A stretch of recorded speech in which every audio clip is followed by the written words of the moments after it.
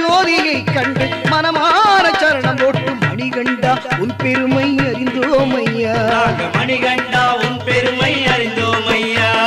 சாமியே சரணம் ஐயப்பா சரணம், சுவாமியே சரணம் சரணம்.